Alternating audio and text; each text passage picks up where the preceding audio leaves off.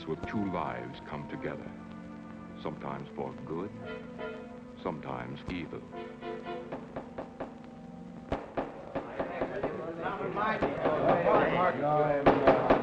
I say, Williams, allow him to win on there. I'm definitely against it. Seems to forget we have our stockholders to answer to. Phone Mrs. Williams, Della. Tell her to be ready in about an hour, and I'll pick her up. Yep. You phone San Rafael and see if those papers are on the way over from the executive. Yes, Will.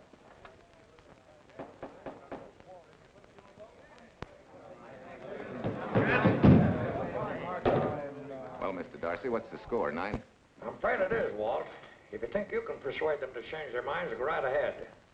Gentlemen, I never interfere stock issues, dividends, or anything else in your department. I must run my department with no interference. Either I know why and when I need more factory space, or you need another boy. And that's all right with me, too. Because I can take these plants and pick my own spot in the motor production field. You won't have to worry so much about dividends. There won't be many. Hold on.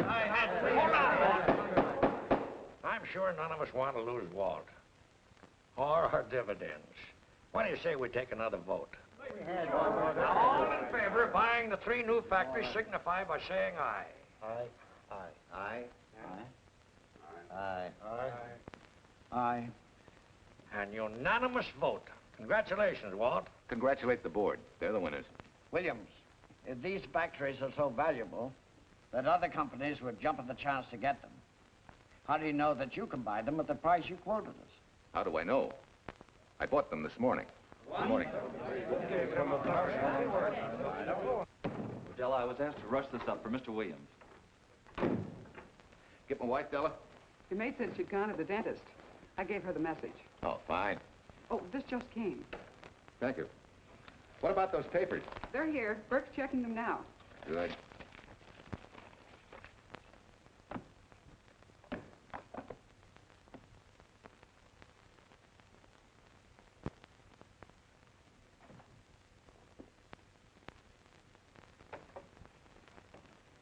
Congratulations, Walt. Take a look at Clause 4. Those provisions haven't been clarified yet. Oh, no? I wanted to leave for Tahoe right away. Get Judge Deering on the phone, will you? Never mind. I can get faster action if I run out to San Rafael myself and stick with them till they're right. Yeah? Mrs. Williams on 3. Oh, put the blueprints of that new diesel in, will you? I want Jackson to see him. Bye, Duchess. I'm afraid now we won't be able to leave till about 5 o'clock. What? You're not going with me, but I counted on it. But I thought as soon as Dr. Harris took care of whatever it was, I'd feel better. I don't. Stupid thing still aches, and I certainly wouldn't be a very desirable driving companion. No, seriously, darling, you run along and buy your little factories and hurry home. I'll send you back to the office. And cheat me out of my goodbye kiss? Not a chance. I've got to drive over to San Rafael. I'll stop on the way. Love me? Bye, dear.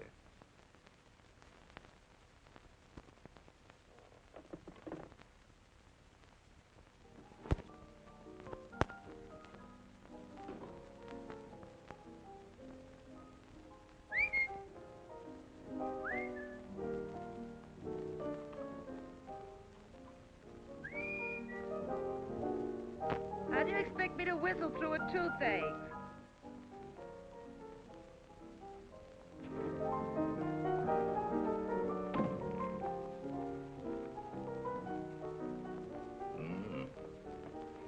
Nothing in the whole world smells as sweet as you do, Duchess.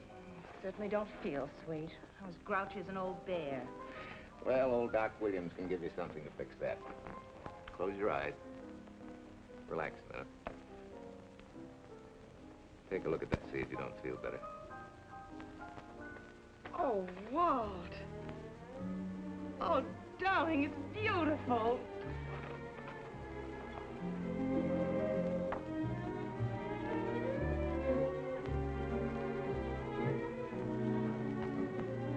Not bad. Not bad at all. You know, to quote my wife, I like monograms on things. It shows they belong to me, unquote. When did your wife say such a thing, Mr. Williams? About 6 years ago, when I married her. She gave me the first monogrammed shirts I ever owned. Those were the words on the card. I still have it. I certainly hope your board of directors never discovers what a softy you are. They won't, don't worry. I have only one vulnerable spot. What really happened this morning? All I got out of Della was that you stalked out of the office with blood in your eye, back in no time with canary feathers in your mouth. Oh, I clipped those birds' wings, but short. No one's gonna vote me down, sweet. Not when I know I'm right. Mm-hmm. But how did you convince the board of that so quickly? With subtle hints and easy persuasion. Like this. Either I get what I want, or you get yourself another boy. And that's all right with me, too. But... Walter! What a clumsy ox. I'm sorry, Duchess. Oh, please, sweet, don't be so upset. Oh, if you could have seen your face. Oh, don't bother, dear. Celine will take care of that. Not exactly a good prescription for nerves, huh? You know, you're wrong, Dr. Williams. The way I feel now, a good catnap will probably make a new woman out of me. And if it's not going to make you too late... Yes? Well, I'm sure that by 5 o'clock I'll... Swell. I'll run over to San Rafael and get things ironed out and be back for you by 5. On the nose. Darling, wait. That's perfectly silly. I'll take a taxi cab and meet you in Sausalito. There's a drugstore on a corner opposite the square. I'll be there at 5 o'clock and we can go straight on up to Tahoe. That'll save you all that late afternoon traffic and all that time it'll take to come and pick me up. Smart woman, my wife. Thinks of everything. Where's your bag, honey? Oh, Sue Lynn still has some things to press for me. Sure you don't mind taking a taxi? Very sure. Sweet dreams, Duchess. See you at 5. I better get going. Bye, honey.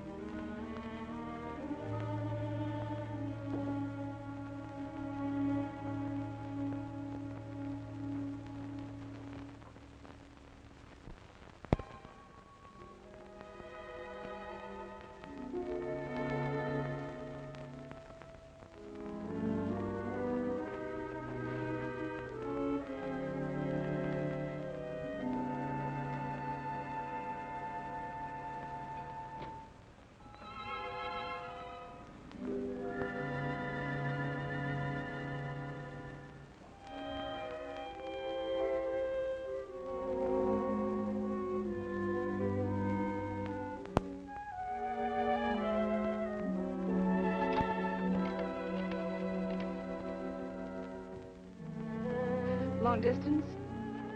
I want Berkeley 79721. Hello. Ah. Hiya, beautiful. Yeah.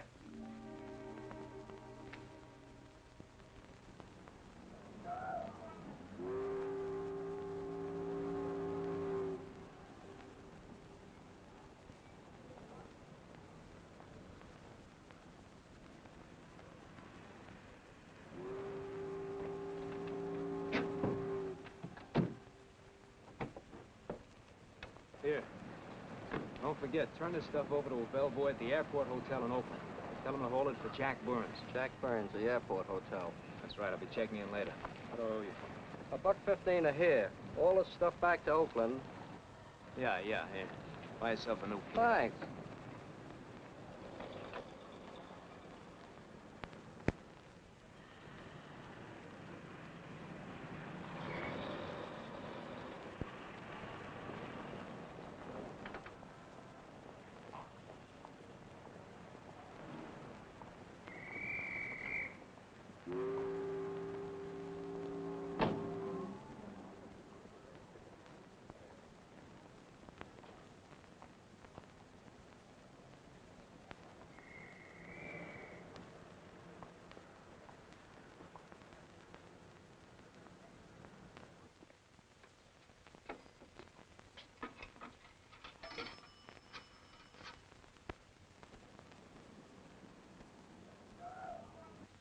Hey, where's that new woman who was going to meet me? It's after 5 o'clock.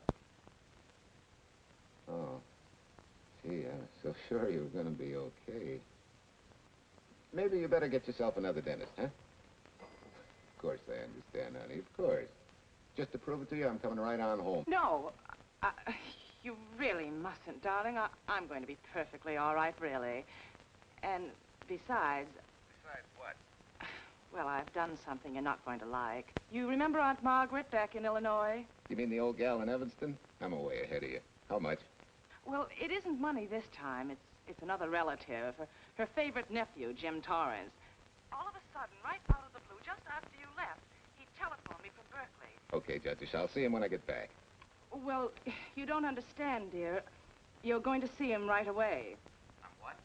Well, all he seemed to want was to be able to get back to Illinois, so I... So you buy him a ticket. That's easy. Well, it isn't. I offered to, but he got huffy and said he didn't want any handouts, and...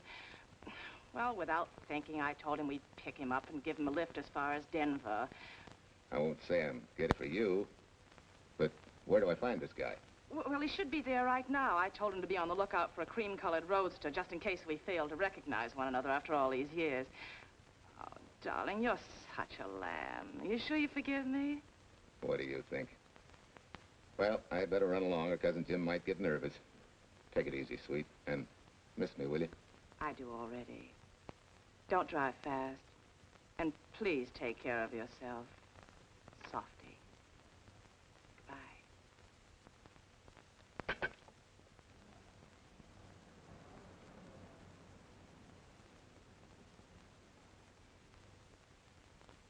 Hello, Della.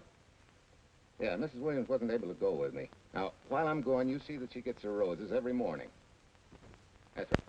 But this time, on all the cards, put love from Softy. Yeah, S-O-F-T-Y.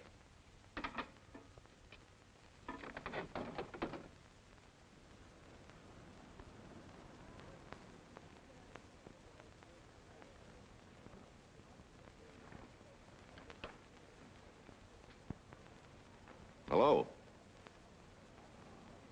You must be Jim Torrance. Yeah, that's me. I'm Walt Williams. Hiya, Jim. Hi. Where's Irene? Oh, she's a little under the weather at the last minute. Worse luck.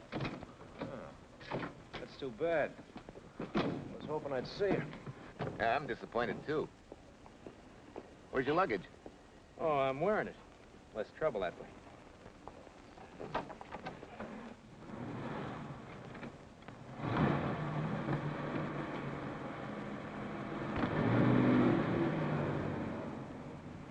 Irene tells me you're heading for Illinois. Yeah. Going been a little rough, huh? Haven't exactly been worried about my income tax. What's your line, Jim? Oh, guess I'm a better salesman than anything else. You know, I can give you a couple letters when you get back to Chicago. It might help you. It's fine. Little in with the top brass never hurts. What outfit were you with? Patton's Third Army. How was it? Rough. Except for the time in Italy. I kind of liked it there. Patton's outfit never got to Italy. Of course. But most civilians never know or care, and I figured you didn't either. I'll have fooled you that time.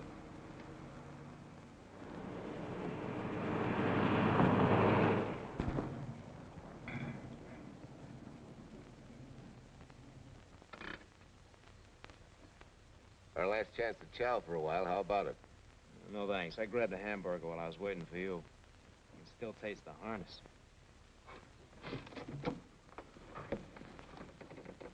Sure you won't change your mind? No, I'm gonna grab a little shut-eye.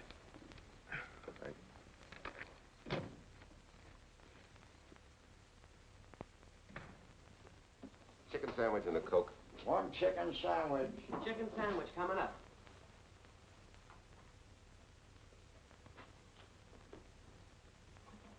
Give me change for $1, will you? Yes, sir.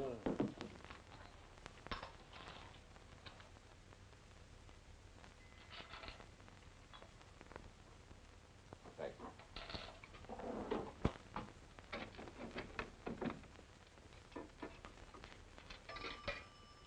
San Francisco. Klondike 2, 6714.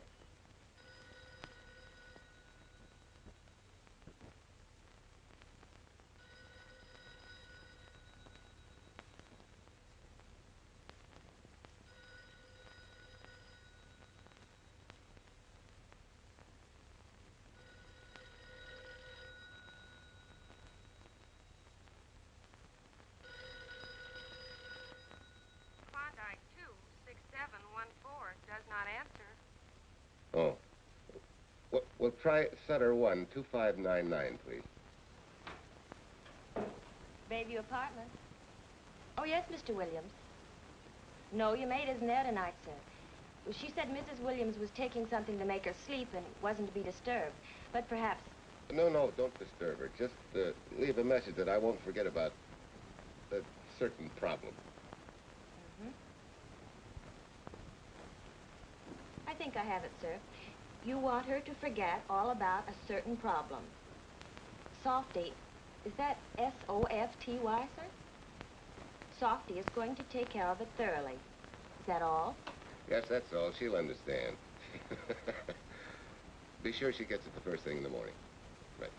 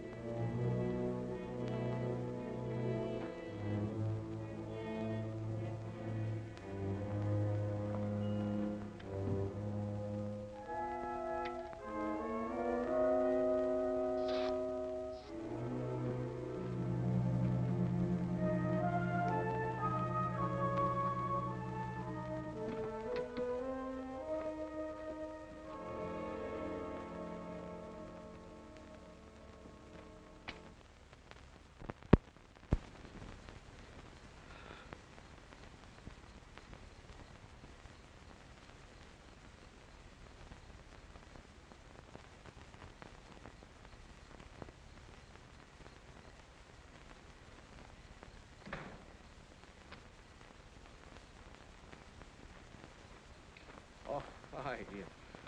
It's been so long since I've been behind the wheel of anything but a Caterpillar or a Jeep. I had to find out what a real buggy feels like. Why don't you drive for a while? A swap. Nothing would suit me better.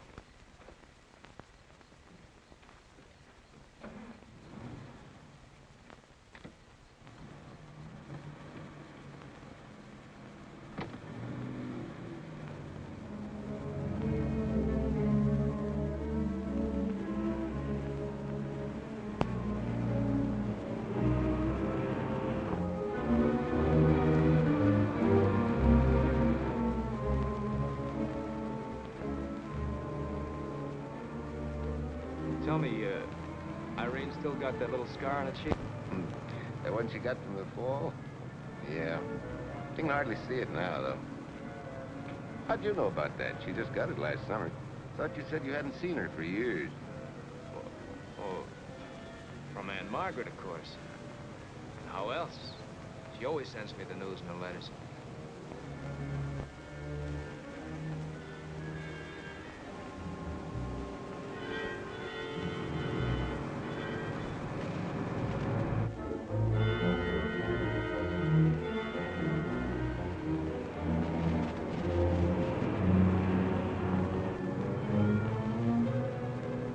Your Aunt Margaret will be pretty happy to see you. Irene says you're the favorite nephew. Afraid my lovely cousin was just giving me a build-up for your benefit. You don't know Irene. Maybe not.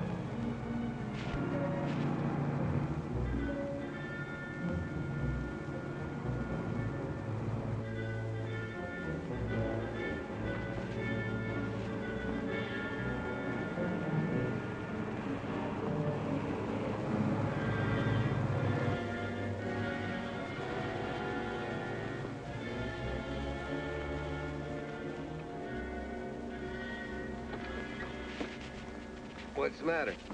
I think we got a flat.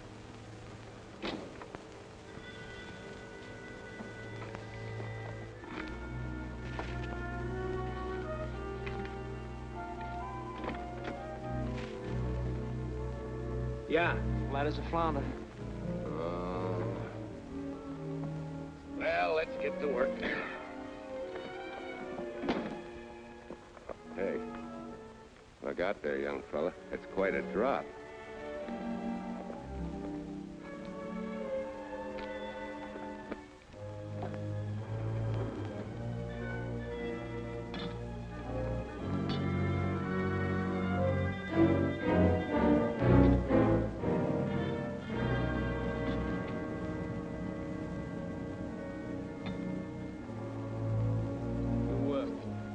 flashlight? I think I have. Get the jack. I'll take a look.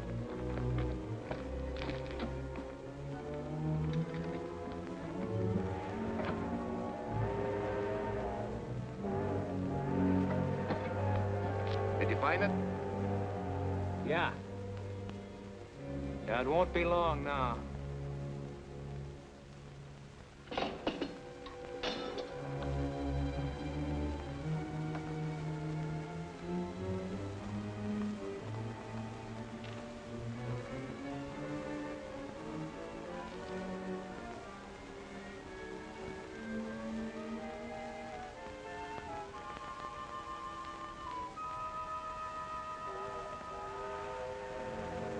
Come on, let's get going. Wait a minute. Did one of your cufflinks fall out? Huh? Something dropped. I heard it fall right down there at your feet. Well, he must have rolled under the car.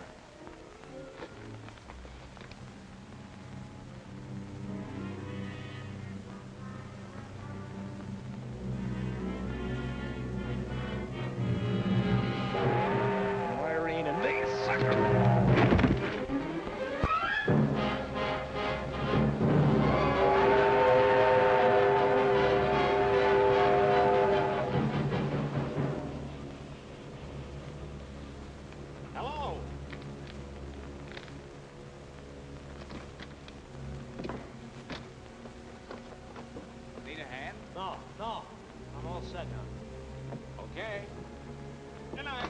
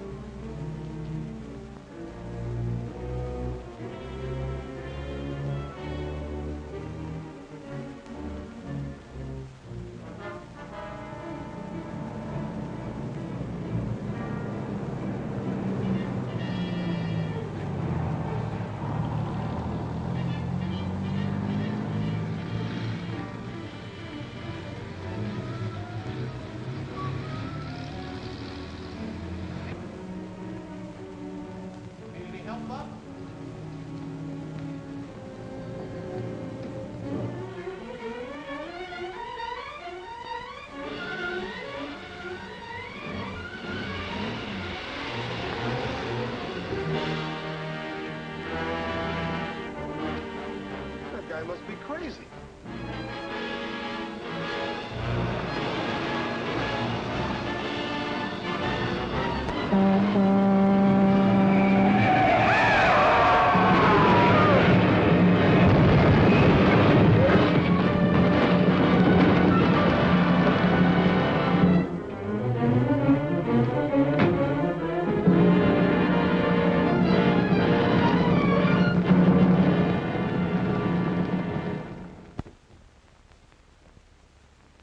Now, in case my husband should be late and have to rush for his plane, this will be taken care of. Thank you. Tell Mrs. Burns to 302.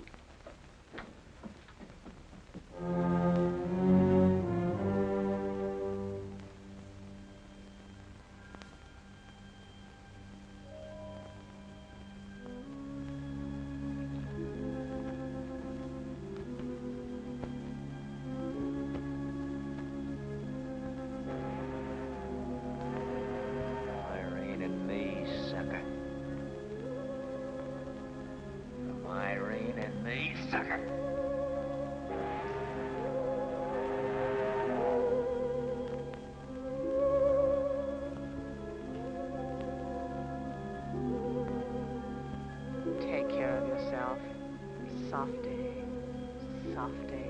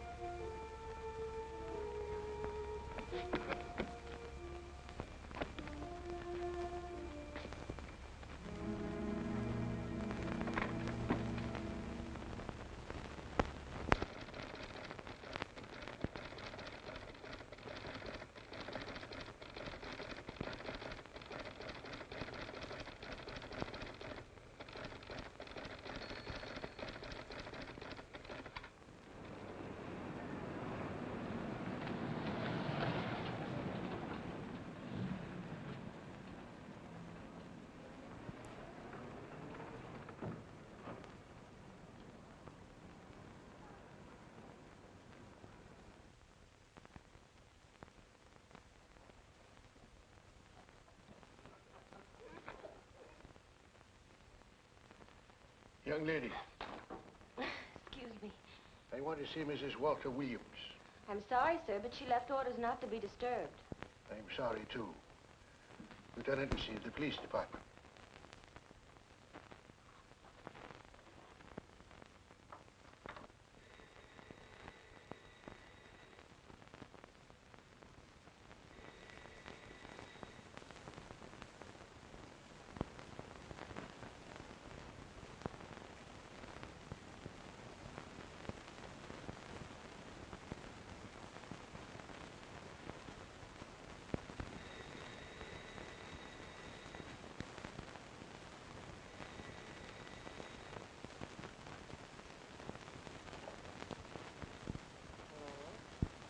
I left orders not to be disturbed. See. Ask him to come up.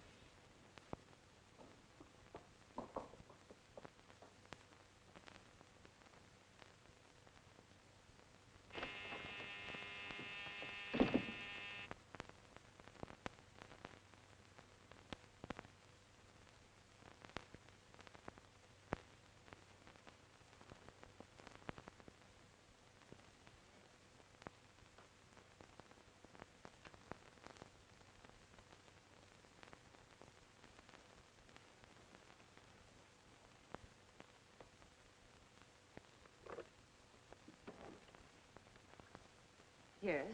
I'm Lieutenant Quincy with the police department. I'm sorry to disturb you at this hour, but... may I come in? Of course.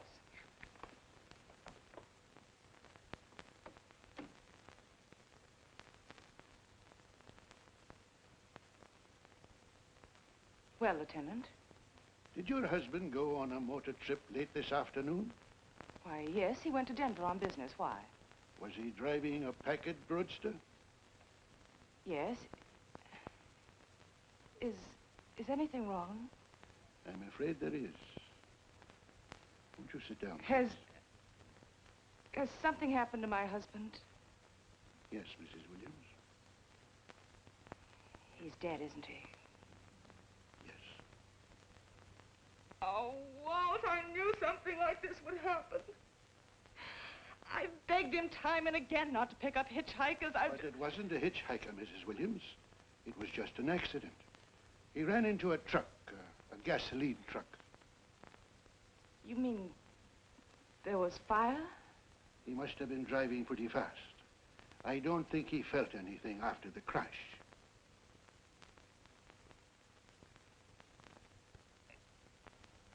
If there's nothing more you need me for, Lieutenant, I think I understand. And may I say you've taken this with a great deal of courage. Good night, Mrs. Williams.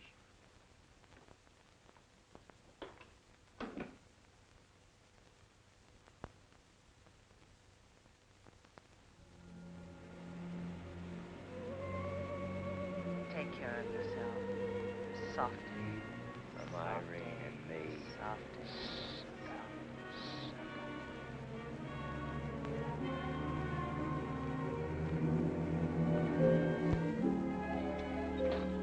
Ready?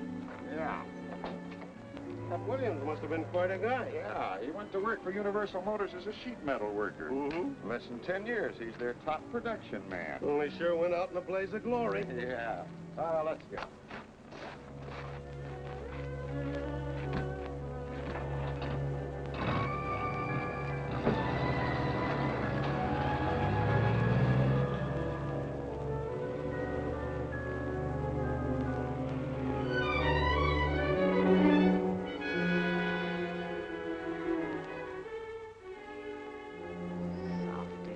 From Irene and me.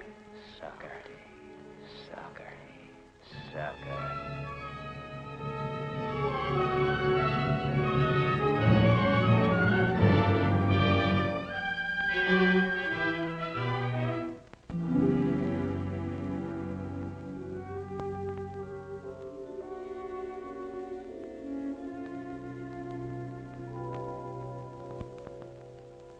Well, could Mr. Burns have taken a later plane and still made connections for Mexico City?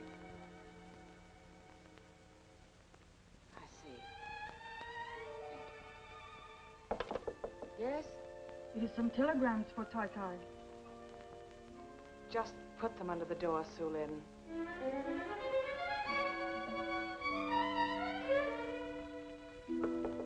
Please, Tai Tai, a policeman Quincy most anxious to see you.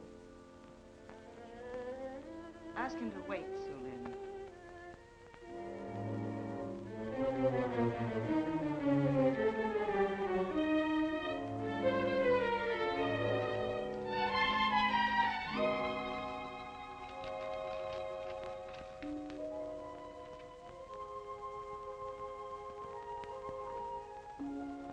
Mrs. Williams will see you presently.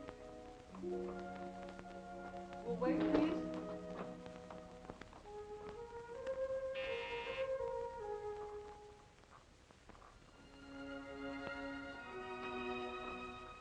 Flowers for Mrs. Walter Williams. Thank you.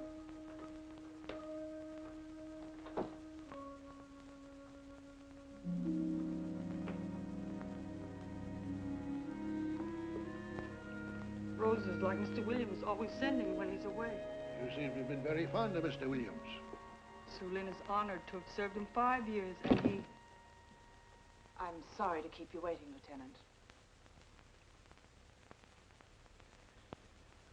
I wouldn't be disturbing you again if it wasn't necessary. And I would be keeping you but a moment. You're being very considerate.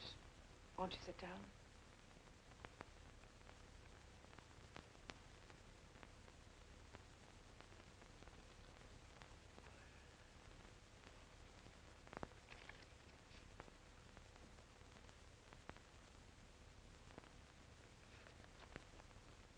Everyone's been most thoughtful. And why shouldn't they be? Forgive me. I'm all right now. What was it, Lieutenant? The state police would like to have some information. They found some wavy skid marks for quite a distance on the road, as if the car had been out of control when it crashed. Tell me, was Mr. Williams a reckless driver? Why, no, he was a fast driver, but certainly not reckless. Well, was he a heavy drinker?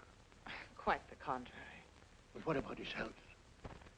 Could he have had a heart attack and lost consciousness before the accident?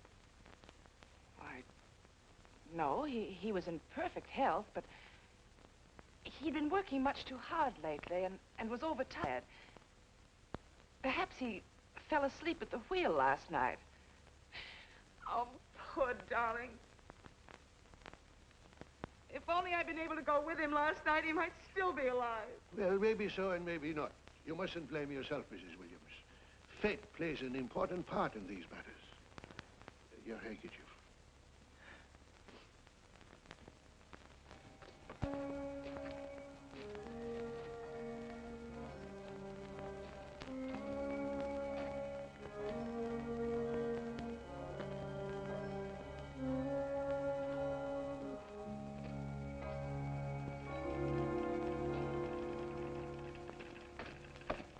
When's the next train to San Francisco?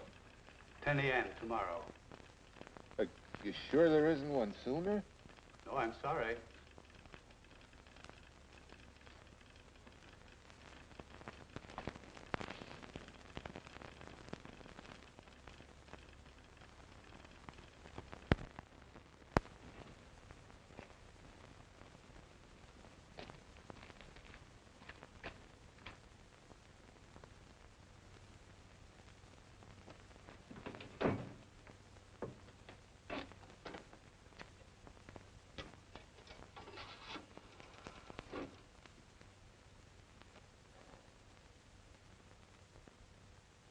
We have a circuit now, sir. Evanston. Calling Mrs. Margaret Hubbard's residence in Evanston. One moment, please.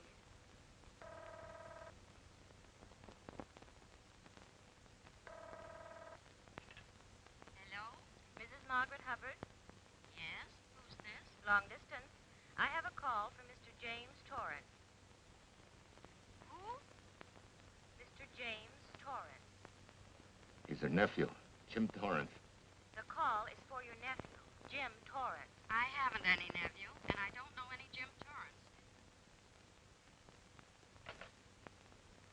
Sir, Mrs. Hubbard says she doesn't know what James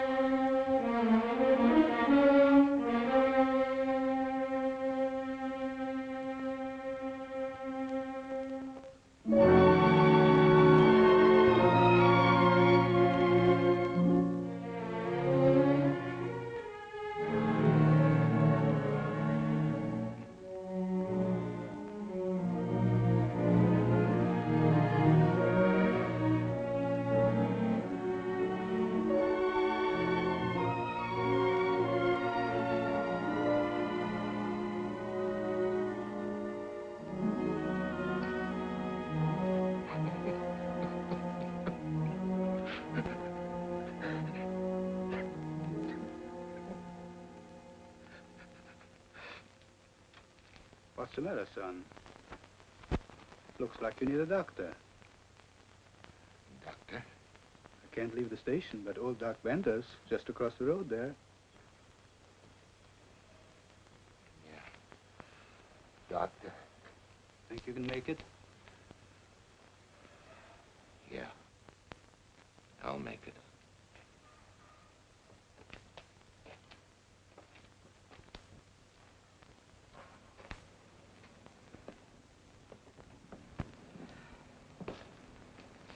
Now, take it easy, man. There's some concussion there. You've got to watch your step for a while. Yeah.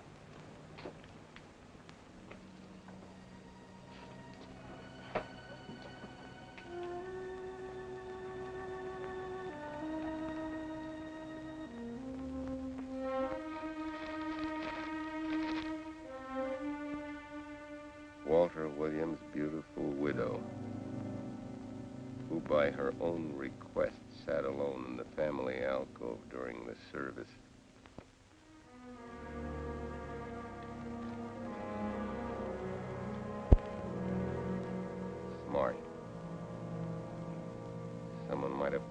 licking her chops.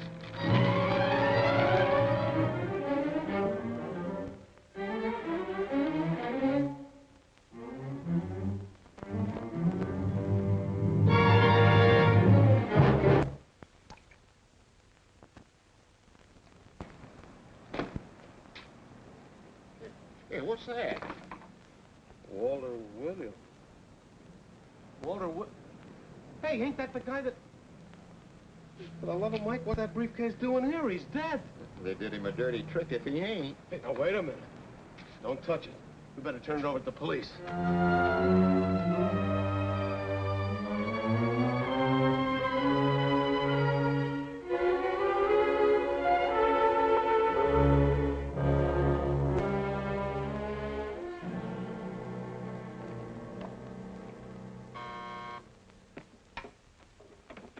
Homicide, Captain Callahan. Oh, yes, Chief. The dope just came in from Washington. The fingerprints are those of a James Torrance. Yeah, I'm putting Quincy on it. Right. This sort of opens up a new can of peas on the Williams accident. There's the FBI reporting the guy. Playing with the lady's affection seems to come natural with him. All you got to do, Quincy, is find him. Yes, that's all I got to do. Last known whereabouts of Jim Torrance was in a moving van somewhere between Sacramento and Points East. Hey, wait a minute. Last known address, care of his sister, Mrs. Joseph Rossetti. Irving Apartments, Berkeley. Well, what are you waiting for, Quincy? Let's go. Torrance leave any forwarding address? No, he said he was going to send it to me. Sorry to trouble you. Oh, Lieutenant, if you should happen to hear from him, will you let me know? There's an unpaid telephone bill and a bundle of laundry. Laundry. Let's have a look.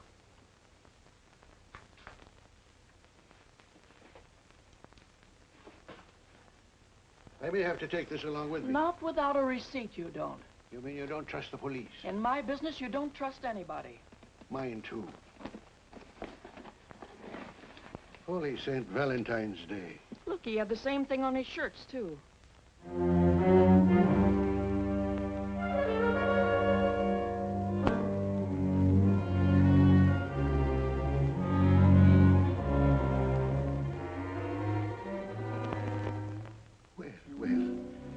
Romance in your late tenant's life. Did you ever see the lady?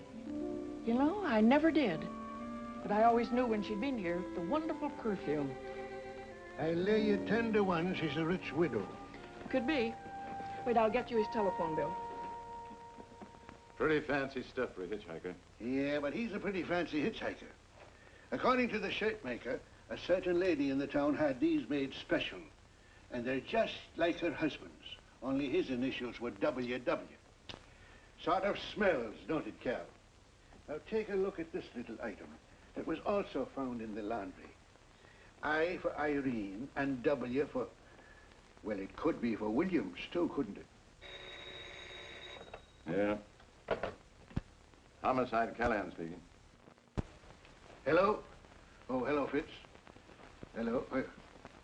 What news? Oh? Any luck? Both days, huh? Swell. Have it typed up and sign it. This report of Fritz will be a nice little topper for this pile. His checkup shows calls from Torrance's phone to Williams's private number, and a flock of them going the other way, including one on the 7th and several on the 8th. The 8th, since you've forgotten, is the date of Walt Williams' accidental death. Well, that ought to be enough to get an indictment out of the grand jury. Go pick her up. I'd like to play a long shot first. It might give us 2 for 1. Well, take them one at a time. A bird in the hand is not going to lead us to its mate. I'd like to give the lady a little more rope. Well, Thanks. I thought you'd agree.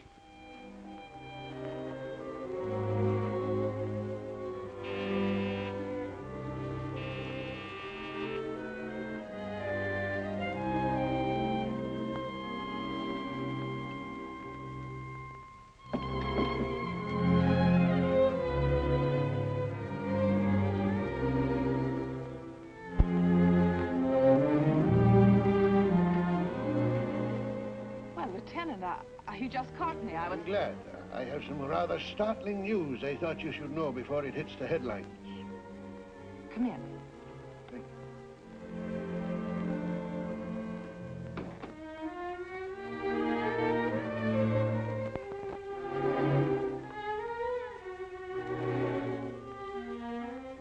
Sit down, won't you, Lieutenant? Thank you. I'm very anxious to hear about news. It seems that your first hunch, remember, that a hitchhiker was responsible for your husband's death? Well, Mrs. Williams, you may have been right. Why, I don't understand. Your husband's briefcase turned up in Kansas City yesterday in a moving van that had stopped at the scene of the accident that night. Apparently, the murderer made his getaway in it. That explains the wavy skid marks that made us suspect your husband was ill or unconscious at the time of the crash. Yes, I suppose it does. And by now, the man is probably out of the country and never will be found. Don't you worry, Mrs. Williams. There were fingerprints on that briefcase. And as soon as we get the FBI report from Washington, his identity will be known and his description sent out on police broadcast. Oh, we'll find him all right. But just now we're keeping things quiet so the murderer will feel safe until we are ready to close in on him. Yes, I can see the wisdom of that. Yes, I thought you would understand and cooperate. As soon as we know his name, it is possible that you might recognize it as someone with a motive. There's that possibility. You know I'll do everything I can to help. I'm sure of it. Now I'll run along. You'll hear from me. I'll let myself out. Don't bother. And don't worry. Good day.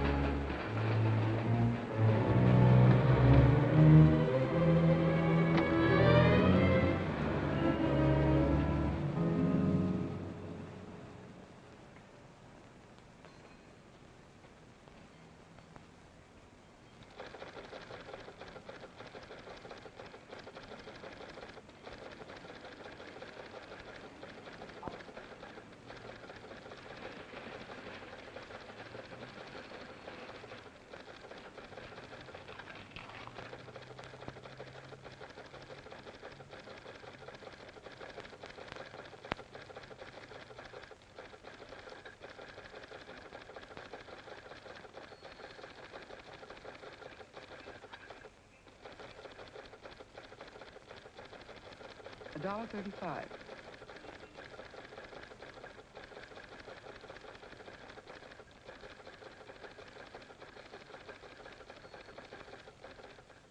See, everything after the letter J in the first name has been obliterated by heavy writing over it. The only impress letters legible are those between words or before them, like RNS at the end of this name here, and the Hotel Santa here before the word Evanston. Well, Tom, don't you think it's about time you retired? Why, there isn't even evidence there of Mrs. Williams' intent to communicate with Torrance. And who do you think she beat apart to the telegraph office to wire to? The League of Decency? I'll tell you what I think, that you should have brought her in when I first told you to. By the time we get her now, she'll have figured out a way to tip Torrance off. He'd be that much tougher to find. Not unless she's tipped him off from your office. Ernie's got her on ice waiting for you.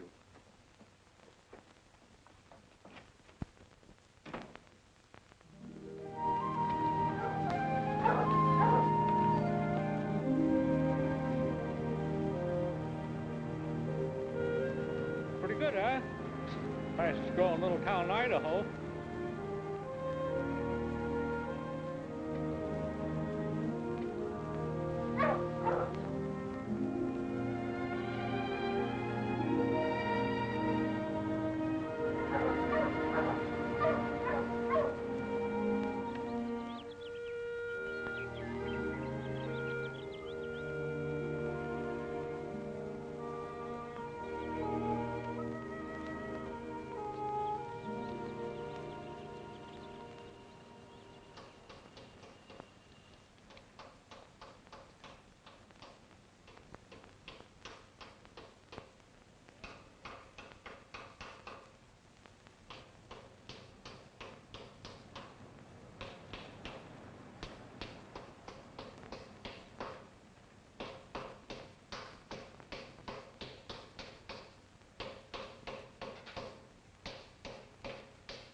Have a heart, son. You trying to wreck that engine?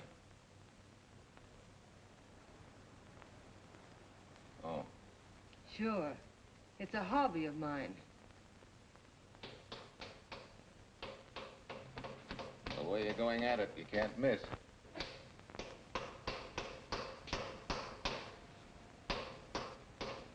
Here. I just can't let you ruin that beautiful motor. Start her up.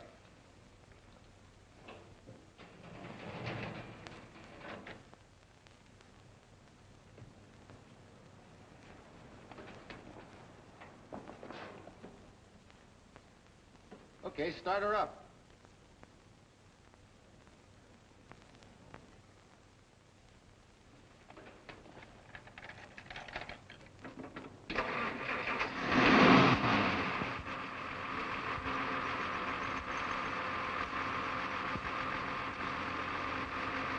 Shut her off.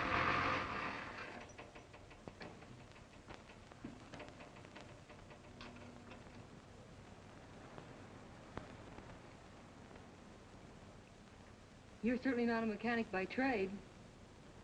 Hands like that.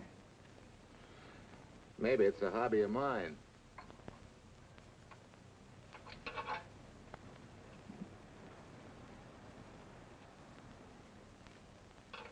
Gee, what happened to your head? Perhaps I was talking when I should have been listening. Okay? Okay by me. A lot, Hill. So long, Marcia. Bye.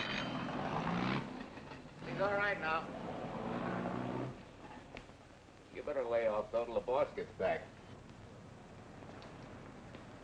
I'm the boss. I guess the new cars are a little bit over my head. Now, with a jalopy, it's different. Aren't there any mechanics around here you can hire? No, they all went over to the new factory in Mansville. I guess they got better wages. Tough break. Yeah. How much do I owe you? Oh, forget it. Well, I'll be shoving along. Well, at least have a cook in the house. You might as well. Marcia, can I use your phone a minute, please? Sure, help yourself, Uncle Ben. Never rains but what it pours. 650, please. Flat tire this morning. Now the danged engine stalled on me. Nice and cold. Wilson's garage? No, I did not give you the wrong number. Fine thing using my phone to cheat me out of repair bills. Aren't you ashamed? You gave me the wrong number. 650, please. You're a nice girl, Marcia Peters, and your ma's a fine woman. And I'll always buy my gas and oil here. But you ain't never gonna tinker with my car again. Busy? Busy. Always busy. Say, we're not so busy. Would you like to do another good deed and give Uncle Ben a hand? Why not? Where is your car, mister? Maybe I can help you. Why, are you a good mechanic? Very good. And very reasonable. Well, just what you need, girl. Better hire him. It's an idea, Uncle Ben. Come on. Thanks for the Coke. Sure.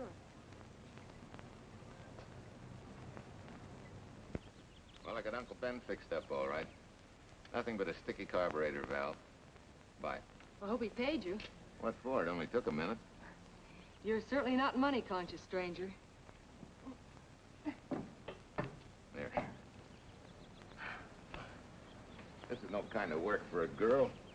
Well, somebody has to do it if I want to stay in business. And I want to.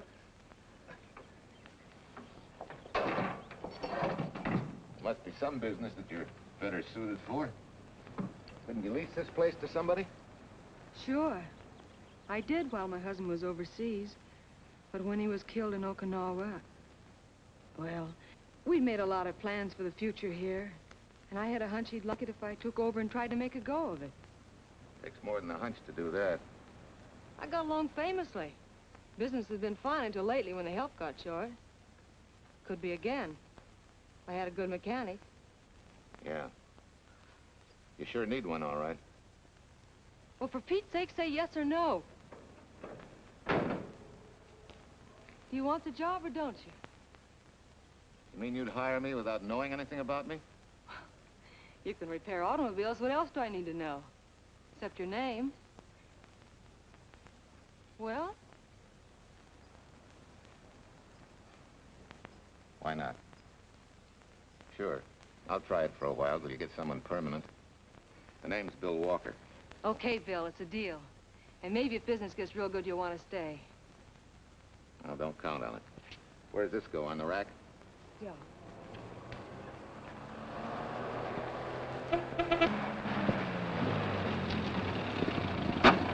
Marcia!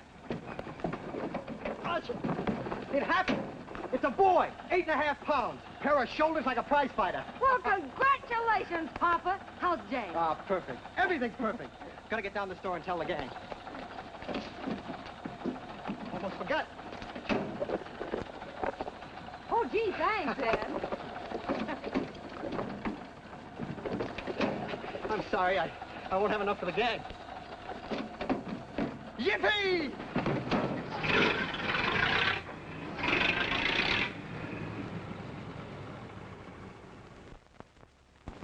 Maybe you can use this token from the slightly delirious new father. Thanks.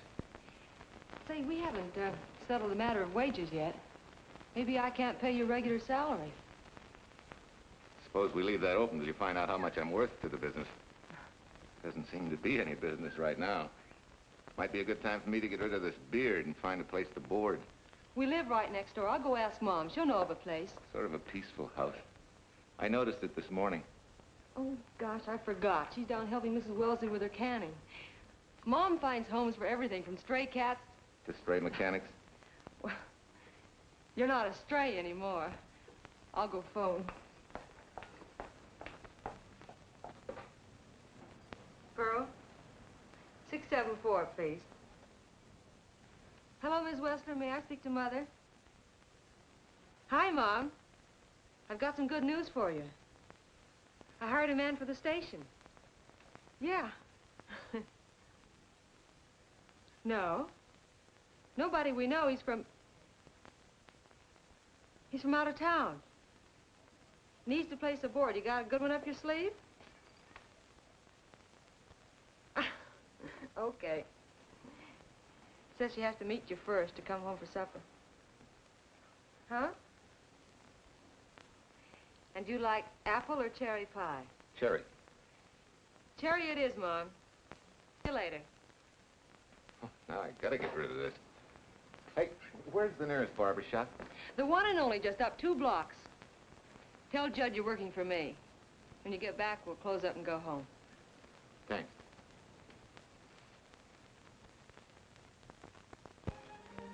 Well, that's real nice. You must have had a good bringing up, young man. Thank you for the young man. We thank thee, O Lord, for thy bounty, and ask thy blessing on this food, and on the new friend who shares it with us. I hope you're good and hungry, Mr. Walker. Who wouldn't be? Marcia, she eats like a sparrow, with all the hard work she does. May I have your plate, please? Well, she can start taking it easy now. Boss, the help. Thank you.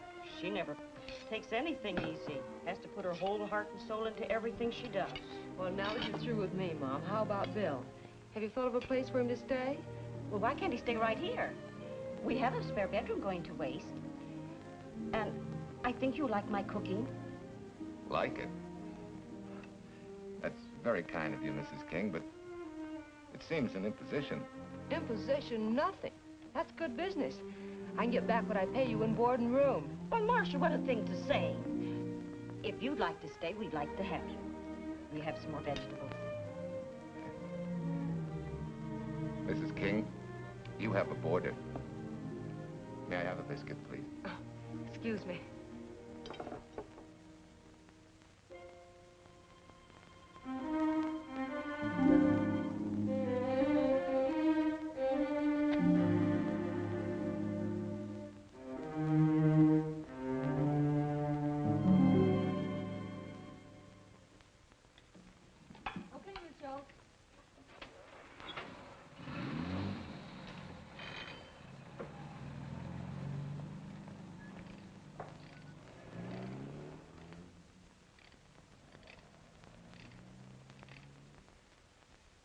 It's wonderful the way tools seem to come alive in your hands.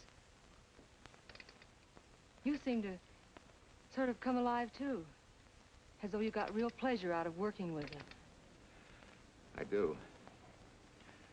When you're doing a job with them, you can't think of anything else. Bill, if something's bothering you, why don't you get rid of it? What would you prescribe, doctor? Amputation. For that stupid chip on your shoulder.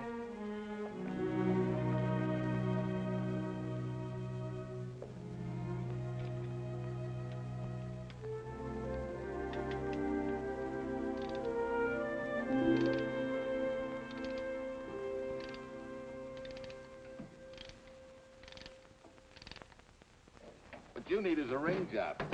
Save yourself some money. Gee, Bill, with the baby and everything, I just can't afford it now. Oh, we'll take care of that. Hey, boss. How's Ed's credit? Good enough for a ring job? Well, sure, if I can hold Junior as collateral. Oh, not a chance, fella. Never mind her. I'll do it on my own time. Oh, thanks, Bill. Maybe we'll see you tonight, huh?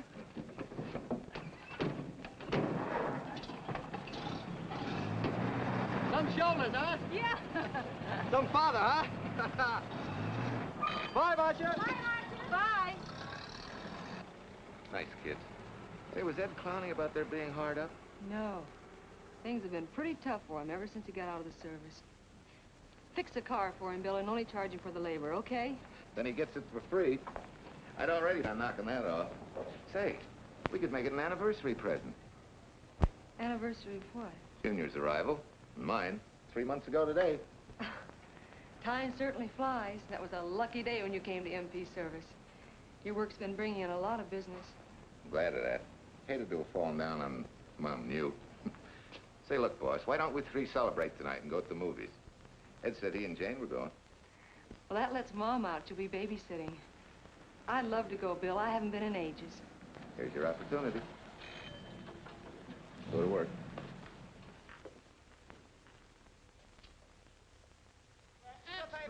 Irene Williams, held for murder.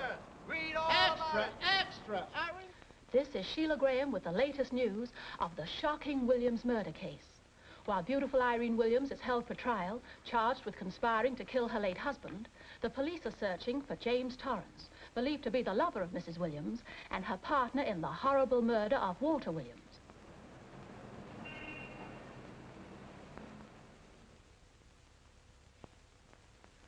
If I'm handling your case, my dear Mrs. Williams, I want 1/3 of everything you get. You're out of your mind. You don't realize what I'll get as Walt's widow. Perhaps you don't realize the spot you're in. Torrance's fingerprints were found not only on your husband's briefcase, but, in a manner of speaking, on your reputation as well. There's a detective named Quincy, a very smart cookie. He isn't exactly for you. Frankly, Mr. Warner, I'm beginning to wonder if my attorney is for me. Underestimating the enemy's ammunition would scarcely be wise. Now, if we can get to trial before Torrance is found, they'll never get a conviction. But... But what? If he shows up, we may have to fry him. Oh, no. Let's not cross that bridge until we have to. But if it comes to a choice, we're not going to burn, are we?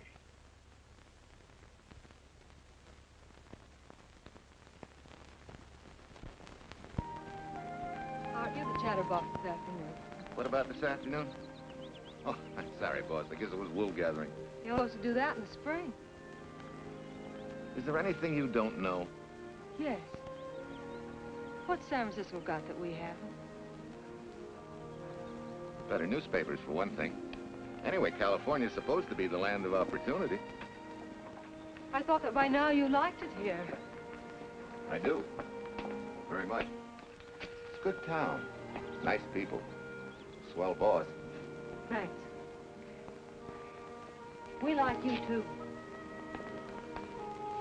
No fooling, Bill. You'd be surprised how many people ask questions about you.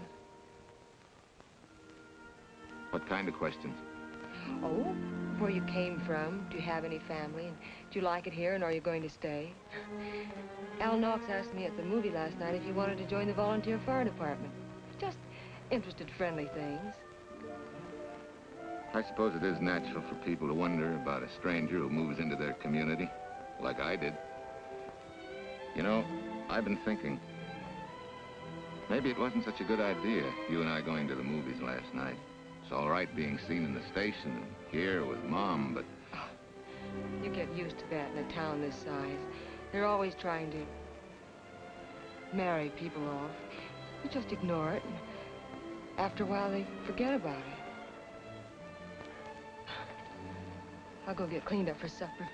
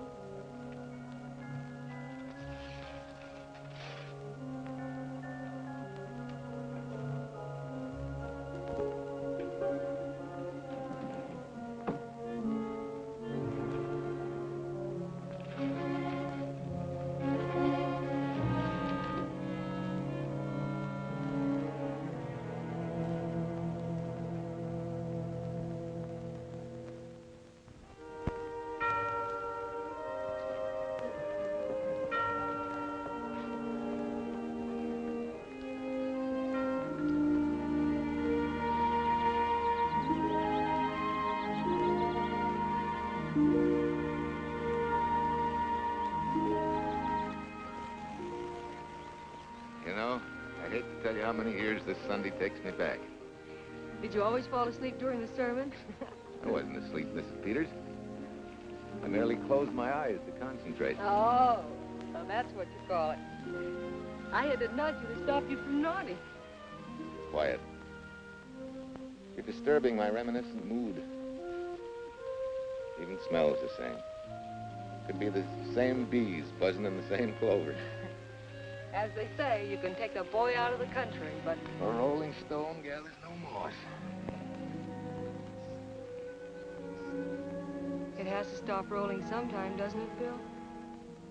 Sometime, maybe.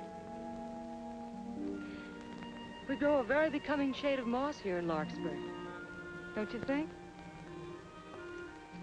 You grow a lot of nice things here. Anyone in particular? You'll have to skip the answer to that one. Someone tore it out of the book. You're married, aren't you, Bill? Yep. That's right. You must have loved her very much to have been hurt so deeply. To be so afraid of someone, even yourself. Maybe it's better that way. Then no one gets hurt. Bitterness and hatred hurt everyone. Can't you see, Bill? They're like a wall that shuts out all the sunshine from a garden and lets everything wither. Make room in your heart for something else, can't you? I guess this is my day for sermons. Sorry. As Mom would say, you never get rich minding the other fellow's business. Hey, that's a flyer. I'll be seeing you.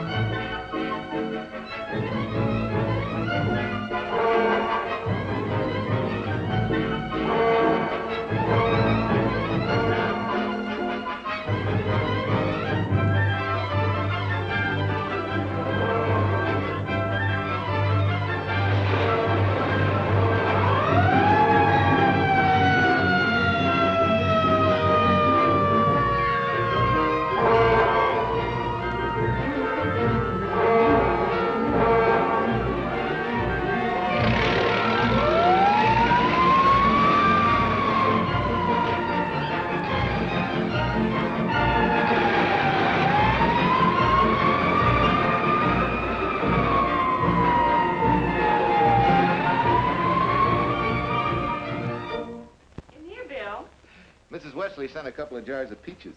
Said you helped her can them. Oh, thank you. When I delivered the doc's car, he insisted that I have a bite with him. Where's the boss? Took a book back to the library for me. Huh? What a day. Hey, what's the idea? Are you darning my socks? Well, I thought a drawer full of holy ones isn't doing you much good. I found it when I put fresh papers in your bureau yesterday. You have a heap of things that need mending, haven't you, son? Does Marcia know? Do you think I'd tell her? This is your problem, Bill. Because I found out about it doesn't give me the right to tell anyone else, not even Marcia. When you trust folks, you trust them, and you give them a chance to work out things the way that seems right to them. How can one little woman be so big? Don't forget, it's a lot easier to be tolerant and understanding at 50 than it is at 25.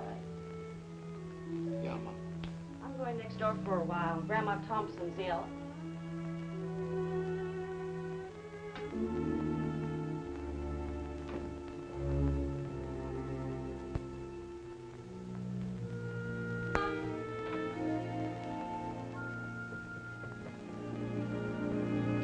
Bill, are you home? Bill, are you in there? Yeah? Mom went next door, Marcia. Hi. Do you work awfully late? Oh, about 6. Anything wrong? Come in. I want to tell you something.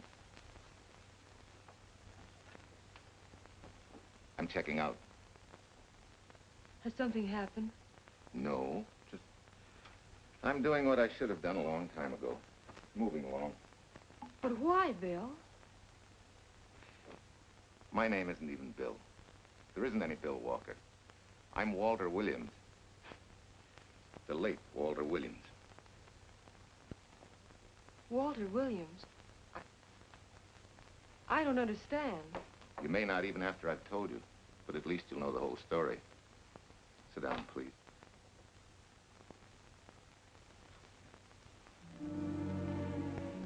Finally, Larkspur. And you. From there on, you know. I'm glad you're going back to make things right. Going back? Wild horses couldn't drag me back. What are you going to do about your wife? Nothing. You're going to let her go to trial for murder? Oh, no, Bill. Why not? She tried to kill me, she and her cousin. But they didn't. Who says they didn't? Let them try and prove it. No matter what your wife did, she can't be tried for something that didn't happen. Oh, Bill, can't you see? You bet I can see. She deserves everything she's getting. Sorry part of it is they'll never convict her. No, Bill. The sorry part is you're not big enough to take a hard jolt to your pride and to your ego. Sure. It hurts to be tricked and cheated by someone you loved and believed in. But that doesn't give you the right to take justice into your own hands, to trample on the hearts of others and walk out on life. A barren, frustrated boyhood. A marriage to a woman who accepted my love, yet despised me so thoroughly she resorted to murder. I'll never think of our moments together without nausea. I feel stripped bare, degraded. Even me.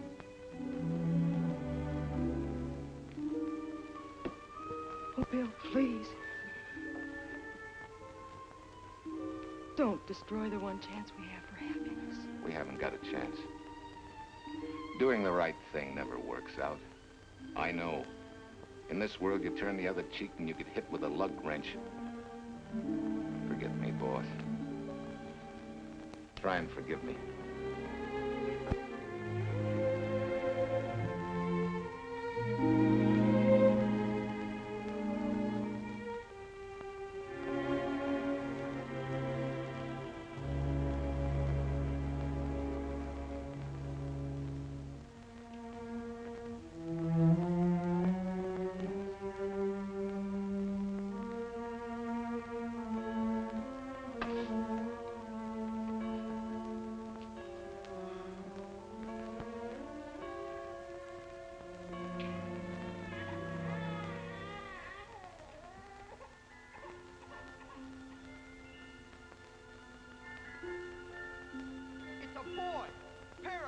like a prize fighter.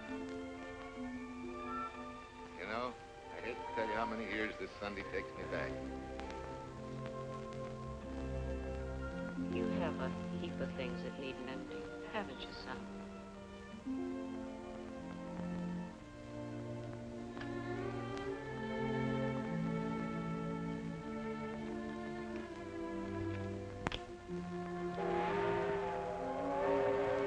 Take care of yourself.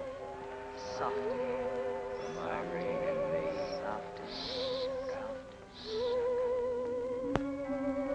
You're not big enough to take a hard jolt to your pride and to your ego. Sure. It hurts to be tricked and cheated by someone you loved and believed in. But that doesn't give you the right to take justice into your own hands. Trample on the hearts of others and walk out on life. Oh, Bill, please. Don't destroy the one chance we have for happiness.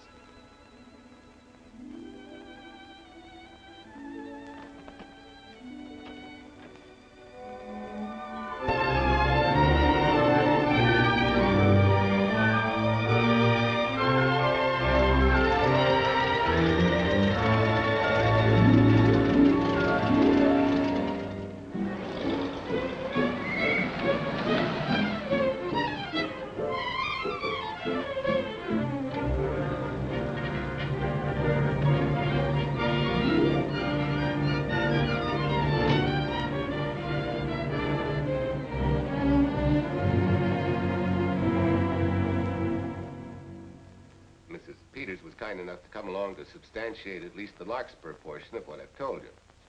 Very thoughtful of you, Mrs. Peters. Mr. Williams, when you read in the newspaper that the hitchhiker who attacked you had been, well, a close friend of your wife's for some time, it must have been a great shock to you. I didn't come here to discuss my emotional reactions, Lieutenant. If you need me for anything further, Captain, my office will know where to reach me. Let's go, Mark. Just a minute, Mr. Williams. We'll need your signed statement for the grand jury when we ask for your wife's release. It won't take long to be typed. Yeah? All right.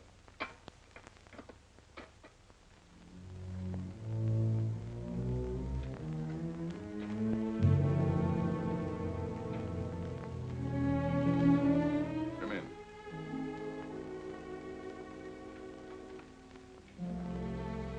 Sit down. Mrs. Williams, we have news for you. Really? I can scarcely wait.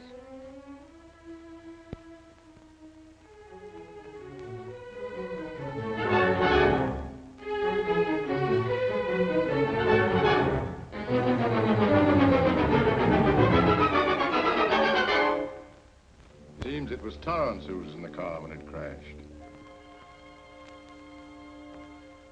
Jim?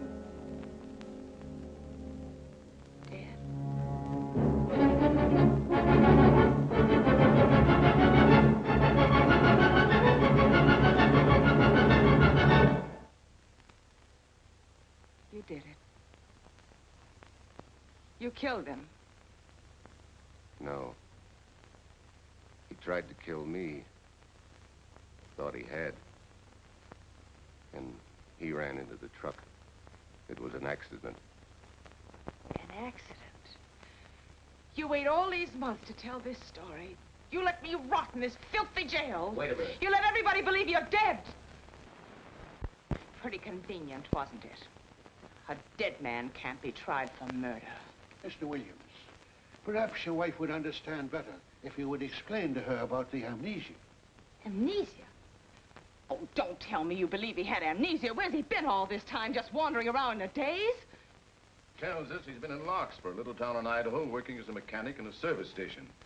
Run by Mrs. Peters here.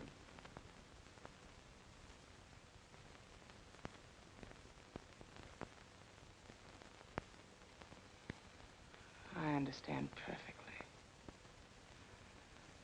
Now that my chance for happiness is dead, I suppose you'll demand the divorce I begged you to give me so that I could marry Jim. That's fantastic. Yes, isn't it?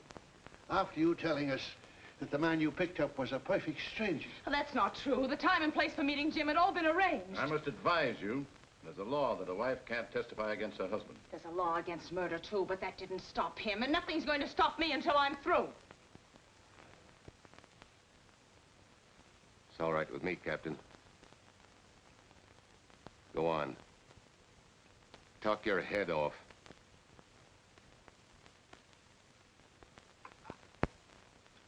I was to have gone with him to Denver.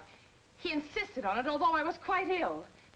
Several hours before we were to leave, he came home. There was a violent scene. He threatened to kill me unless I agreed to give up Jim.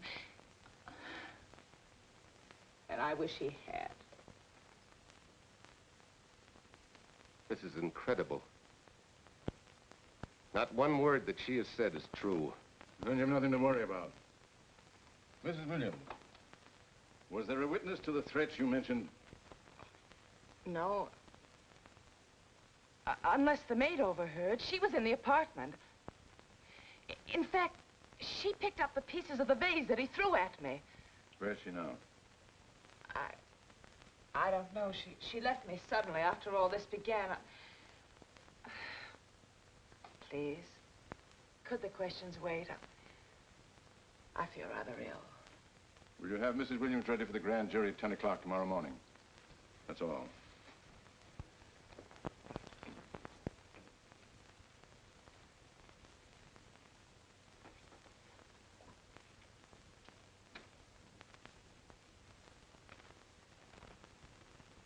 We're going to hold you too, Williams. On what charge? Suspicion of murder. But he's not guilty of any of these things. Then it should be easy for him to prove it. Take it down, book him. That fiction of Mrs. Williams must have been very convincing. No, we just couldn't buy that yarn you tried to sell us.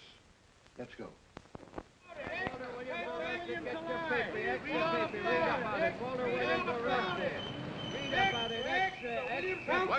What's three? White, Reed, and murder charge. Extra, get your paper. Walter Williams charged with murdering White's mother. Extra, get your paper. Irene Williams goes free. Husband held. Extra, get your paper. White, Reed, and murder charge. Walter Williams charged with murdering White's mother. And Daly's going to cover Williams' office. Okay, boys, hop to it. I want all I can get by 10 a.m. tomorrow for the grand jury. Okay, Chief. Oh, Tom, don't miss a bit.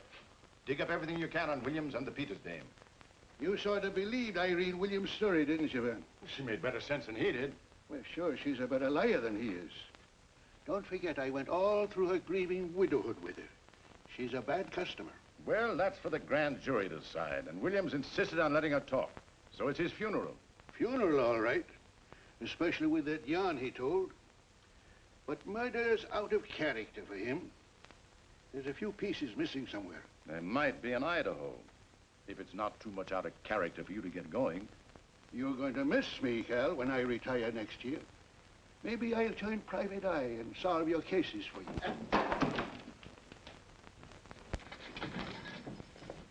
Mr. Williams? Thanks. Sort of deal from the bottom here, don't you? Sorry, Williams. Okay, Williams.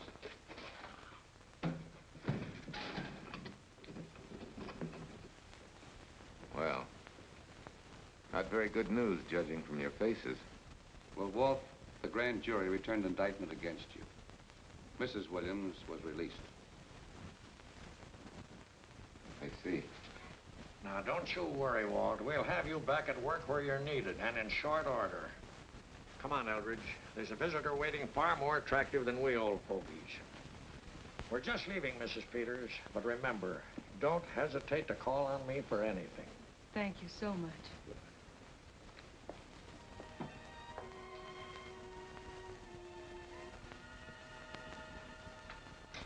Hi, boss. Bill, what have I done to you?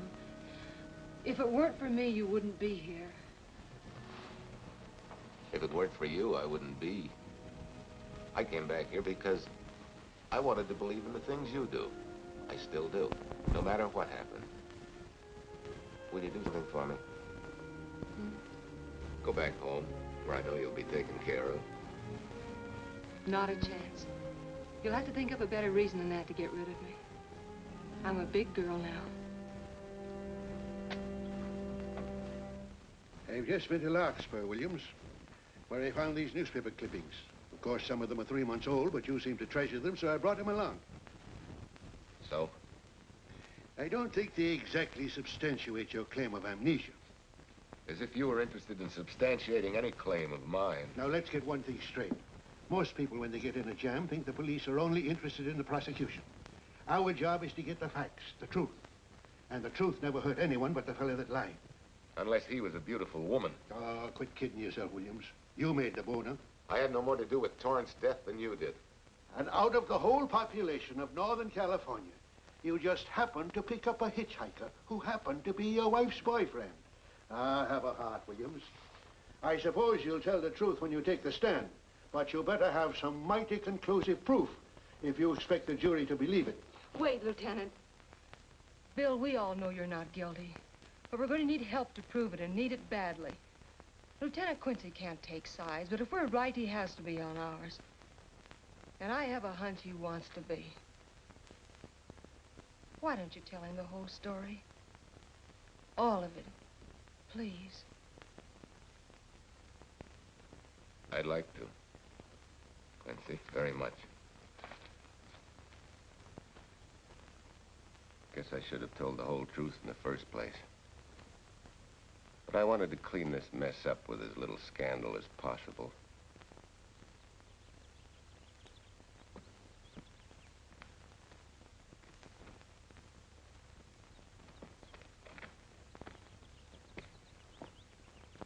Well? No sign of the lug wrench or anything. My dear Mrs. Peters, will you please stop trying to be a detective? How many times do you think the police have combed this spot for any kind of evidence? Now, be a nice girl. Take Mr. Williams' advice. Go back to Larkspur. What time is it? It's only 4 o'clock. We still have time to go back to town and go on our hunt for Sue Lynn. Now, look here, young woman. You've had me on the run since early morning. But, Lieutenant, the maid seems to be our only hope now. We've got to keep looking till we find her, that's all. That's all? Wait. She was naturalized, wasn't she? Suffering chopsticks. Quincy, you dumb flatfoot. This Sue, what's her name, was Chinese born. If a port of entry was San Francisco, there'd still be a file on her, photo and all. Let's go. Back to town. Immigration.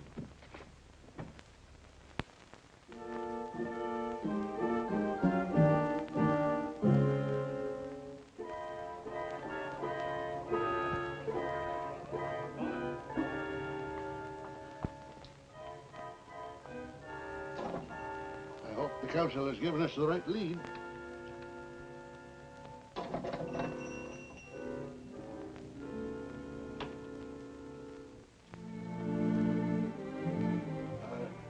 You are sing? Understand? You savvy English? Also French, Italian, and Hebrew. May one ask what is desired?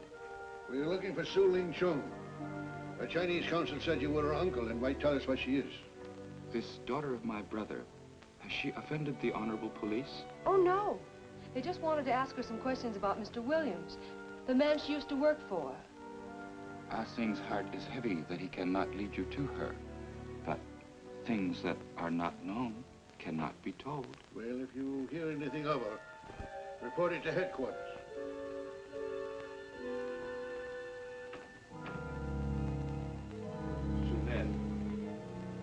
Untruth is not good for soul, and not wisdom when told to policemen. Better for the soul to be kind than to be wise. Su Lin must keep silence to help in this matter.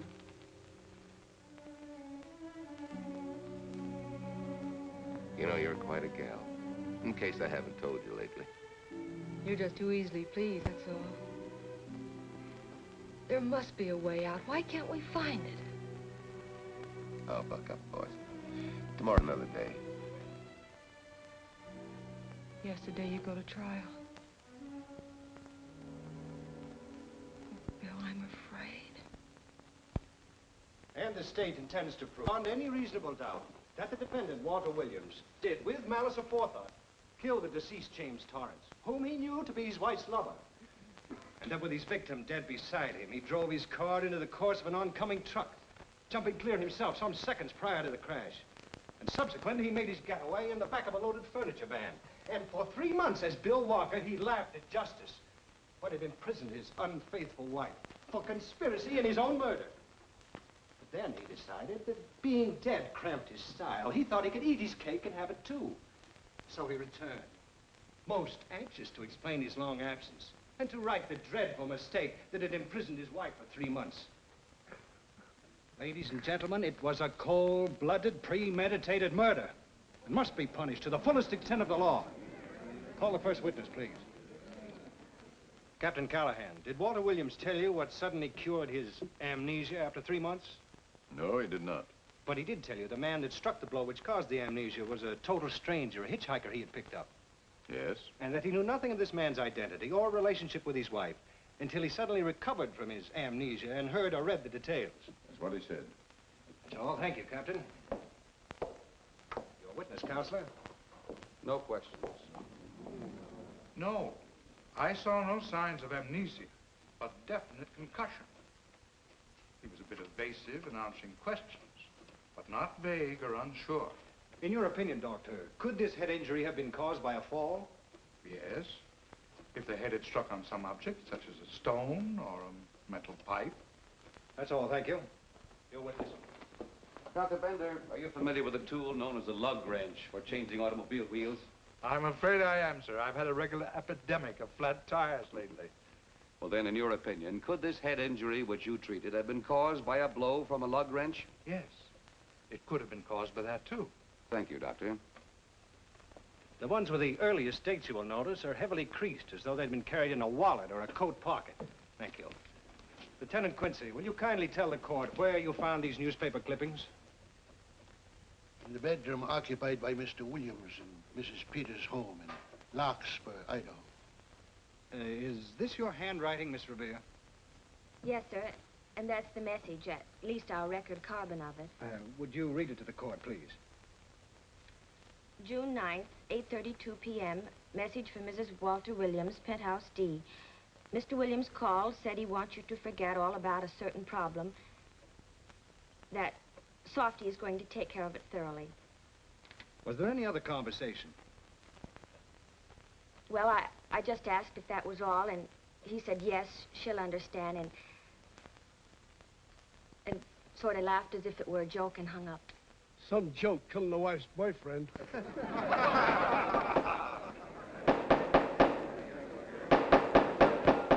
is the state versus Walter Williams. All the rounds so far have gone to the prosecution, and it was a grim-faced Williams who was returned to his cell this afternoon. What the score will be after he takes the stand is anybody's guess, but he's going to need some lucky punches to get a decision.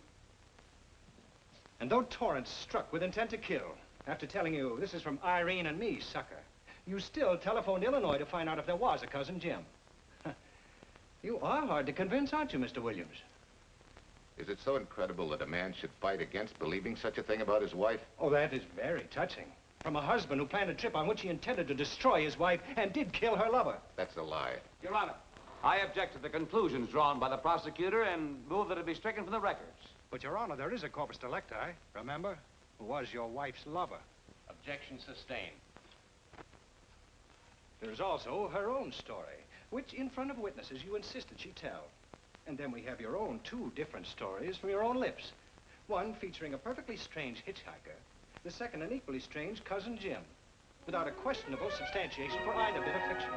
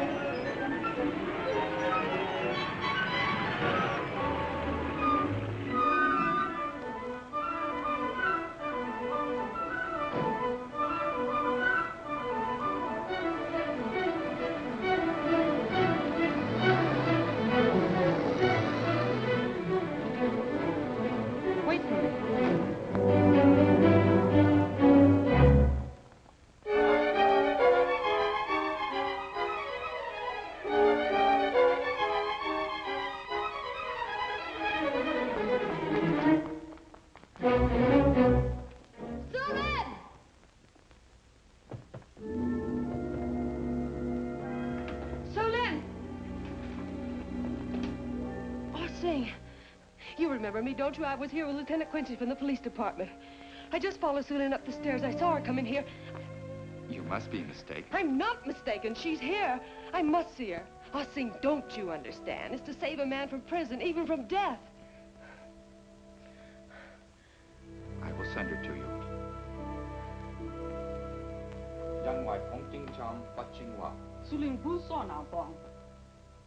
Oh, Sue Lynn, we've been looking for you all these weeks. Mr. Williams needs your help so desperately. I cannot help. You must forget that you found Sue Lynn. Forget it? But you're his only witness. You're the only one that can help. Not as a witness. Only with silence can I repay his great kindness to me and my family in China. Why? For I heard other things. That most unhappy day, from Mrs. Williams' bedroom, his voice very loud and angry. A flower vase broken to pieces. He can explain all that. They do not believe what he's already told. That I heard anything would do harm. Don't you see?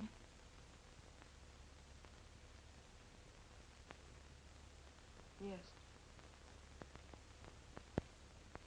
Much sorrow comes from women who know not honor and truth.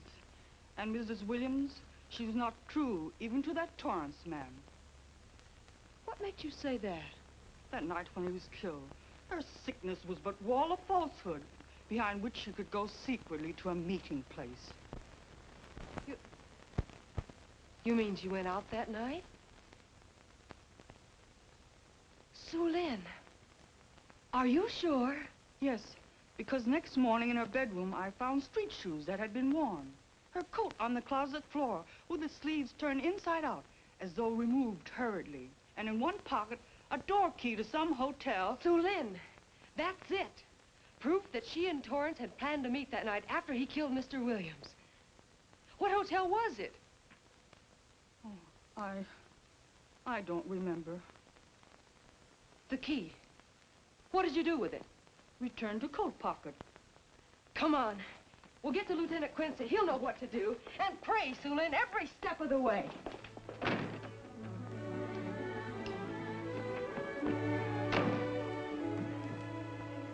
Now hold everything.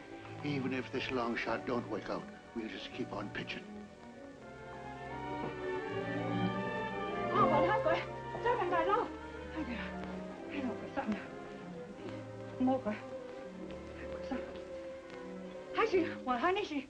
Here it is, yes. Room 302, Airport Hotel, Oakland. Maybe we got our miracle. A special little Chinese one. It is to hope that Sue Lynn was of small help to Mr. Williams. Oh, Sue Lynn. Come on, Copper. Next stop, Oakland. A certain little lady's hotel rendezvous. I was on night duty then, all right, but I sure don't remember a looker like this. Quite a dish, eh? A little too highly seasoned for my digestion, thanks. Lieutenant, just found a couple of cars for room 302 on June 9th. George Baxter, checked out at noon. Mr. and Mrs. J. Burns. Room not slept in. J. Burns. Burns. Look, Quincy.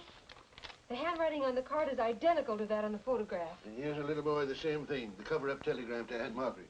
Now look at the impressions. J here, and here RNS.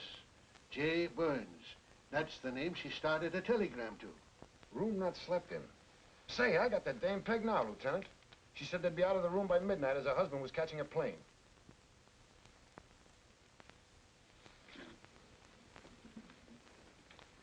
But Quincy... Reservation for Sam Andrews. Yes, sir. This ties it all up, doesn't it? Yeah, like a greased pig. What do you mean? We've got the evidence now, the proof. Of what? Sue Lynn's theory that Irene was playing the field? This evidence only proves that she came here to keep a date with a man named Burns. We can't even prove that he didn't keep the date. But you know he didn't. There wasn't any Burns. It was only a name that she and Torrance used. Fine. If you can prove that, Williams will be free. But none of this will prove it. Sorry, Copper, but we are just up another blind alley. Well, ain't. Yes, sir. There's a couple of sample cases from Mr. Sam Andrews. Came up from the station this morning. Take them to Parlor B right away. Sure thing, sir.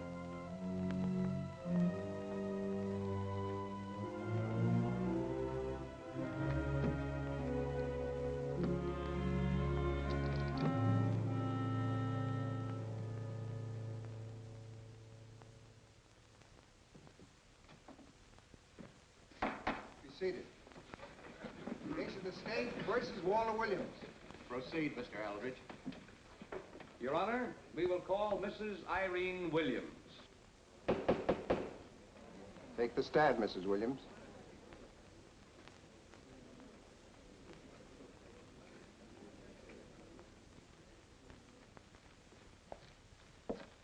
Raise your right hand. You solemnly swear that the testimony about to give in this cause to be the truth, the whole truth, and nothing but the truth, so help you God? I do. Hey, what cooks? The defense calling her? Mr. Eldridge, what's the purpose in calling this witness? Merely for purpose of identifying handwriting. Now, Mrs. Williams, this photograph of you. Was stolen from my apartment. So, according to the inscription, to Walt, my adoring and adored husband, Irene, this belongs to Mr. Williams. This is your handwriting, isn't it? Of course. I'm touched that he should have wanted it so badly. And this telegram, addressed to Mrs. Margaret Hubbard. Is that also your handwriting? It is.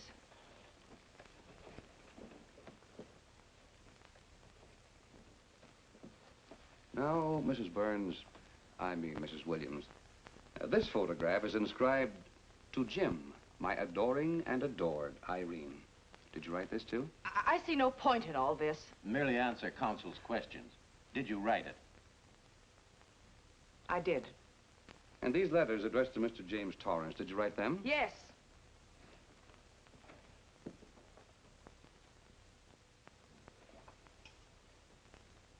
And this monogrammed garment, a gift from you to Mr. Torrance? Why must I be tortured again by all this? I never made any secret of my love for Jim Torrance. That's why he's dead. Your love for Jim Torrance. Yet on the very night he was killed, you had a rendezvous with a man named Burns, didn't you? I don't know what you're talking about. I don't know any man named Burns. I was at home that night, very ill. Oh, yes, the sleeping pills. Well, you must walk in your sleep, then. For you spent at least part of that night at the Airport Hotel in Oakland, where you registered for Mr. and Mrs. J. Burns. Don't waste the court's time trying to deny it. This is the registration card that you signed at 9:20 p.m. And there's the room clerk who assigned you to room 302. And this, Mrs. Williams, is the key to room 302, which you very carelessly left in the pocket of a coat which was found in your closet yesterday. All right, I was there. Now you're satisfied. Not quite. This J. Burns, Mrs. Williams, is his first name Jack? Yes. Have you been in contact with him lately? No. How long since you've seen or heard from this Jack Burns? Well, I don't know. I don't remember. You bet she doesn't remember, because there isn't any Jack Burns, and there never was. That was an alias for Jim Torrance. And it was Torrance who was to have met you that night, after your charming little plot to kill your husband had been duly executed. It's not true. It's not true. I have bad news for you, Mrs. Williams. I can prove it's true. These pajamas, these letters, this picture, all of which you identified for the court, were found in this suitcase, which is full of the clothes and personal belongings of Mr. James Torrance. And the suitcase was found in the baggage room of the Airport Hotel, where it's been held since June 9th. And it says on this tag, in large print, hold for Jack Burns. That is all, Mrs. Williams. Just a moment, Mrs. Williams. Your Honor, in view of the evidence presented, we now ask for a dismissal of the state's case against Walter Williams. And we intend to charge Irene Williams with conspiracy to commit murder against her husband, Walter Williams. Oh, no.